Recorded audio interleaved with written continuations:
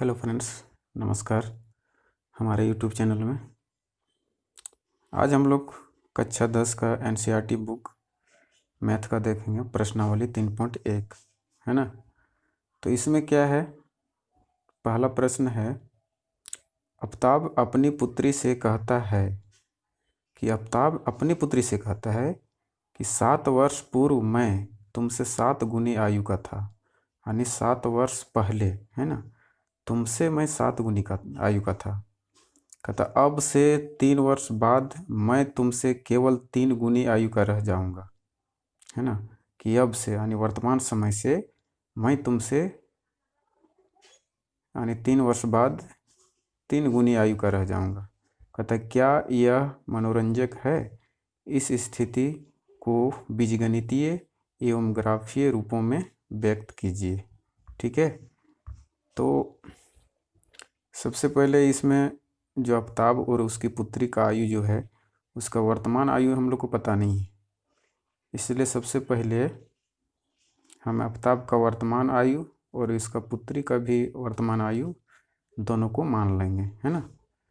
तो मानते हैं, माना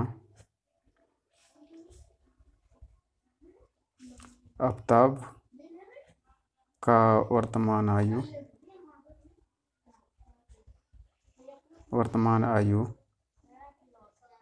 बराबर x वर्ष, है ना। और उसकी बेटी की वर्तमान आयु जो होगा वो होगा y वर्ष। ठीक है। अब क्या है कि प्रश्न से जो कहता है वो हम करेंगे कि 7 वर्ष पूर्व। प्रश्न से यहाँ लिखेंगे 7 वर्ष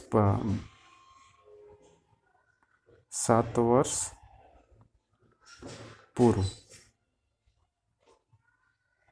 यानी पहले। ठीक है। 7 वर्ष पहले जो हो वो क्या होगा, आफ्ताब का आयु।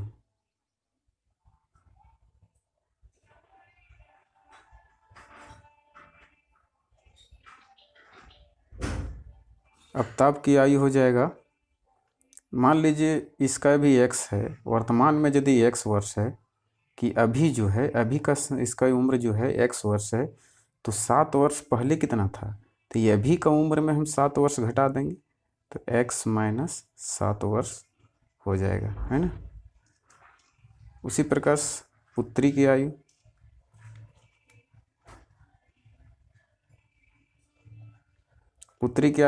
इसी तरह y वर्ष अभी है तो 7 वर्ष पहले का आयु हो जाएगा y माइनस 7 वर्ष। ठीक है। अब क्या करेंगे कि ये दोनों का आयु को हम बराबर करेंगे। ठीक है।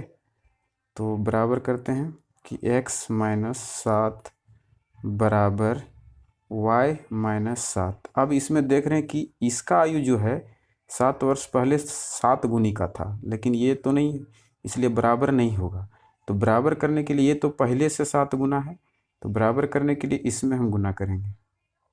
ठीक है। तो इसके बराबर हो गया। ठीक। अब गुना करते हैं,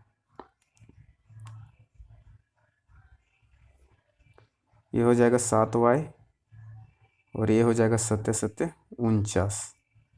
ठीक है। अब ये जो है सब इधर ले आएंगे। ठीक है। या इसको यहाँ ले जाइए और इसको यहाँ ले आइए, तो x ये हो जाएगा प्लस है तो माइनस 7y और ये हो गया माइनस 49 और इधर प्लस 7 हो जाएगा। ये माइनस में था तो उधर जाके प्लस में हो गया। ठीक है। तो x माइनस 7y बराबर ये घट के हो जाएगा, ये प्लस यानी माइनस प्लस घटता है तो ये 42 हो जाएगा, माइनस 42। ठीक है। तो ये समीकरण 1 आ गया। ठीक है। अब प्रश्न में जो कह रहा है कि अब से यानी 3 वर्ष बाद, यहाँ बोल रहा है 3 वर्ष बाद मैं तुमसे केवल 3 गुनी आयु का रह जाऊंगा। तो फिर से हम 3 वर्ष बाद का आयु हम लोग देख लेते हैं क्या है। ठीक है। तो यहाँ लिखते हैं अब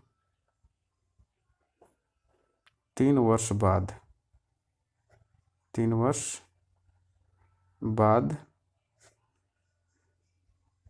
3 वर्ष बाद जो है आफ्ताब की आयु, आफ्ताब की आयु, आफ्ताब की आयु हो जाएगा बाद, मान लीजिए अभी यदि इसका x वर्ष है, यदि अभी x वर्ष है तो बाद में, यानी बाद मतलब 3 वर्ष जुड़ जाएगा, x + 3 है ना। और पुत्री की आयु, पुत्री की आयु जो हो जाएगा, इसका भी y वर्ष है वर्तमान में, तो y में क्या हो जाएगा +3 जुड़ जाएगा। अब फिर से इसको क्या करेंगे, इसका जो उम्र को हम बराबर करेंगे, ठीक है। x + 3 = y + 3, ठीक। अब इसमें क्या है, ये 3 गुनी का पहले से है, तो 3 गुना हमको इसमें करना पड़ेगा, ठीक है। तो इसको हल कर लेते हैं। x + 3 बराबर, ये गुना होगा, ये एक बार इसके साथ एक बार इसके साथ गुना होगा, तो 3y + 3 × 9। अब इसको इधर करेंगे और इसको इधर ले जाएंगे, है ना। तो x - 3y, ये इधर आया तो माइनस में हो गया, और ये इधर आएगा तो माइनस में हो जाएगा, ठीक है। तो x - 3y = 9 में 3 जाएगा तो 6 बचेगा, है ना। तो समीकरण दूसरा, ठीक। अतः जो हम लोग का आंसर में मिलेगा, ये तो बीजगणितीय रूप आ गया हम लोग का। अतः ये x - 7y बराबर -42 और x - 3y = 6, ये दोनों जो होगा ये हम लोग का आंसर मिलेगा, ठीक है। यहाँ लिखा रहेगा, जहाँ ये x आफ्ताब की आयु है, आफ्ताब की आयु, और y जो है, y क्या है, पुत्री की आयु, ये आयु। तो ये इस तरह होगा, ठीक है। इस तरह आंसर में हम लोग का रहेगा, ये बुक में इस तरह आंसर मिला रहेगा। लेकिन प्रश्न में एक चीज़ और निकालने बोला है, ग्राफ, क्या बोला है, ग्राफीय विधि, यानी ग्राफीय रूप में व्यक्त करने बोला है, ठीक है। ये तो हम लोग का बीजगणितीय रूप में आ गया। तो अगला देखते हैं ग्राफ कैसे बनता है, सो चलिए देखते हैं। ये अब 2 समीकरण हम लोग निकाल चुके हैं, है ना। तो इस प्रकार से 2 समीकरण निकाल लें। उसके बाद अब लिखेंगे समीकरण 1 से, ठीक है। तो समीकरण 1 से जब लेंगे तो इसमें से एक चर जो है उधर ले जाएंगे, जैसे कि यहाँ पे किए हैं कि ये माइनस में था तो उधर ले जाके प्लस में कर दिए, ठीक है, प्लस में कर दिए। अब क्या करेंगे कि यहाँ पर एक टेबल बना लेंगे, है ना। ये टेबल बनाए हैं और x और y ले लिए, है ना। अब इसमें कोई भी संख्या बैठाने पर ऐसा देखना है कि ये हल हो जाना चाहिए, यानी x का वैल्यू निकल जाना चाहिए। तो y का वैल्यू यदि हम 5 लेते हैं, इसमें कोई भी संख्या ले सकते हैं, कोई ज़रूरी नहीं 5 हैं। तो मान लीजिए हम 5 लिए यहाँ, तो 5 लिए तो यहाँ हो गया 7 × 5 = 35, और इसमें -42 में +35 घटेगा तो -7 होगा, ठीक है। उसी तरह 6 लिए y की जगह पे, तो 6 लिए तो 7 × 6 = 42, यानी 42 में 42 घटेगा तो 0 बचा। फिर यहाँ 7 ले लिए, 7 ले लिए तो 7 × 7 = 49 हुआ, 49 में -42 घटा तो 7 बचा, है ना। उसी प्रकार ये निकल गया एक टेबल, है ना। अब यहाँ बिंदु ये बना -7 और 5, है ना। और ये बन गया 0 और 6, और ये जो बना ये 7 और 7, ठीक है, ये बिंदु बन गया। अब समीकरण 2 है, समीकरण 2 से उसी तरीके से समीकरण 2 को लेंगे, इसको उधर ले जाएंगे यानी प्लस में कर देंगे, है ना। देखिए x बराबर, ये इसको इधर कर दिए तो प्लस में हो गया। अब x का वैल्यू यानी y का वैल्यू बैठाएंगे कुछ भी तो x का वैल्यू निकलेगा। तो मान लीजिए 0 बैठाएं तो ये 0 कर दिया तो ये 6 आया, है ना, x का वैल्यू। मान लीजिए -1 लिए तो -1 यानी -3 हो गया ये, तो 6 में 3 जाएगा 3 बचा, है ना। उसी प्रकार -2 यदि लेंगे तो -2 लेंगे, 3 दूना 6, तो 6 में 6 जाएगा तो 0, ठीक है। अब यहाँ भी बिंदु आ गया हम लोग का 6 और 0, ये भी आ गया 3 और -1, और ये आ गया 0 और -2, ठीक है, ये बिंदु आ गया। अब इसको हम फ्रेंड अब हम लोग इसका ग्राफ खींचेंगे, ये हम पहले से खींच के रखे हुए हैं, है ना। तो अब हम दोनों समीकरण से जो बिंदु निकाल लिए, ठीक है, वो बिंदु अब इस पर हम दर्शाएंगे, इस ग्राफ पे, है ना, इस ग्राफ पे दर्शाएंगे। तो सब इसमें 3 बिंदु निकालें, इसमें भी 3 ठो बिंदु निकालें, है ना। तो पहला इसमें है -7 और 5, है ना, -7 और 5, तो यहाँ -7 एक्स एच में, तो -7 यहाँ, ये होता है एक्स एच, ये होता है वाई एच, है ना, ये वो एक्स एच और ये वाई एच, ठीक है।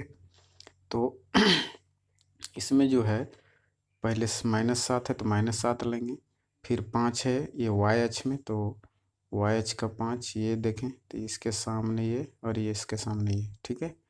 तो यहाँ बिंदु दिए। अब उसी प्रकार 0 और 6 है, तो 0 पहले एक्स एच में हम 0 यहाँ ले लिए, और वाई एच का जो है वो है 6, तो यहाँ 6 लिए, तो इसके सामने ये यहाँ पर बिंदु दिए, ठीक है। अब क्या करेंगे, तीसरा बिंदु है 7 7, है ना, तो 7 7 लेंगे, दोनों में 7, एक्स एच में 7 और वाई एच में 7, तो इधर से ये 7 हो गया और इधर से ये 7, तो यहाँ जाके यहाँ इसके सामने, है ना। तो ये इसका तीनों बिंदु का हम लोग बिंदु ले लिए, ठीक है। अब दूसरे समीकरण का जो बिंदु निकला है उसमें से जो है, इसमें है 6 और 0, तो इसमें 6 एक्स एच का 6, तो एक्स एच यहाँ है, ये एक्स एच, तो 6 यहाँ लेंगे, और वाई एच का 0, तो 0 यहाँ लेंगे, तो इसके आमने सामने का ये यहाँ पर बिंदु देंगे, ठीक है। अब यहाँ माइनस यानी 3 है और -1 है, तो 3 लेंगे हम पहले प्लस वाला, ये है एक्स एच में, तो 3 लिए, और -1 इसके सामने, और ये, तो ये बिंदु बना, ठीक है। अब क्या करेंगे, फिर 0 है और 0 यहाँ लिए, और वाई एच का -2, तो -2 लिए हैं, ठीक है, इसके आमने सामने यहाँ, तो ये बिंदु हुआ। अब क्या हुआ कि ये तीनों बिंदु का जो बिंदु यहाँ पर हम दर्शाएं उसी पर हम रेखा खींचेंगे, ठीक है। और फिर इसमें भी 3 बिंदु का यहाँ पर हम दर्शाएं तो इसी पर हम इसको टच करते हुए रेखा खींचेंगे, तो देखेंगे कि रेखा जो खींचा गया वो कैसा है। तो ये तो दिख रहा है, ये समांतर रेखा खींचा गया, है ना। तो इस प्रकार से ग्राफ कॉपी में भी होता है, इसी प्रकार ये दिखाना पड़ता है, ये 1 2 3 4, है ना, इस तरह खींचना पड़ता है उसमें भी ग्राफ कॉपी में। तो नेक्स्ट वीडियो में हम बताएंगे कि ग्राफ में कैसे खींचा जाता है, सेम इसी तरह होता है, कोई दिक्कत नहीं, है ना। इस तरह भी बना दीजिएगा तो कोई दिक्कत नहीं। तो आज के इस वीडियो में इतना ही फ्रेंड। तो अगर नए हैं तो हमारे चैनल को सब्सक्राइब कर लें और बेल का आइकन को प्रेस कर लें ताकि हर वीडियो आपके नोटिफिकेशन के द्वारा पहुंच जाए, है ना। तो आज के लिए इतना ही, चलिए फिर मिलते हैं नेक्स्ट वीडियो में।